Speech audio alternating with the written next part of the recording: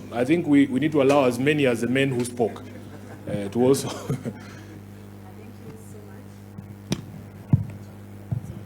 Oh, thank you so much. And you know, Senator Sifuna, when they attempted to oust you, you stopped being the SG of ODM, you also became the SG of the people. So you are wearing two hats. Thank you. And I also want to just tell the two ladies that have spoken before me that this team accommodates young women.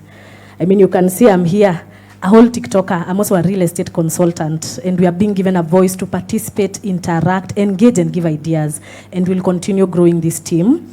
And we're also attending rallies. So, tunakula hiyo tear gas, but sisi pia si waoga.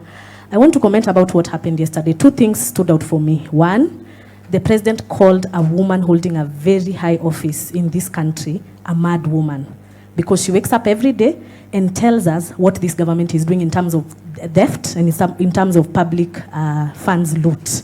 And that is Madam Nancy Gadongo. And so by calling her mad, alita wanawake wote wa hii country mad. So, as women of this country, we're also telling him, Tutakuonyesha Kuchizi ni Nini. And we will do that by showing up, taking up our voters card, mobilizing, reminding women that we are the biggest voters in this country. And before these senior women can come and start telling them, Wamama hoye, ati to support one of our own, we will remind these women how this government has failed women. When I say the president hates the women of this country, I mean it. In the same forum yesterday, we saw a whole elected governor begging for a comment on the 2/3 gender rule. What does that say? And the comment that he told her was, are you sure you want to say something? A subtle threat. I didn't take that lightly. I was like, hey? And even when he finished, he said, I want to take a vote. All those of the opinion, aye. All those of the contrary, he says, shut up. So what is he telling us, the young people and the women of this nation, that we have no right to talk, align, and hold them accountable? But what we are saying, Senator and the team for the Linda Wananchi, the young women of this nation are rallying behind you.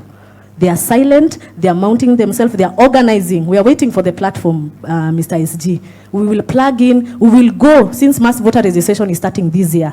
Tutaenda kwa ground venye tumekuwa tukienda. We will mobilize women, we will do civic education and tell them how this government has stolen from them, that they're not able to access quality health, how SHA has stolen from them, and how this government has continued to make us either beggars, widows, or mad people. Asanteni sana. Thank you so much. Thank you. Is there any other lady from this side who wants to say something? Just put up your hand, please. Okay, this side. Yes.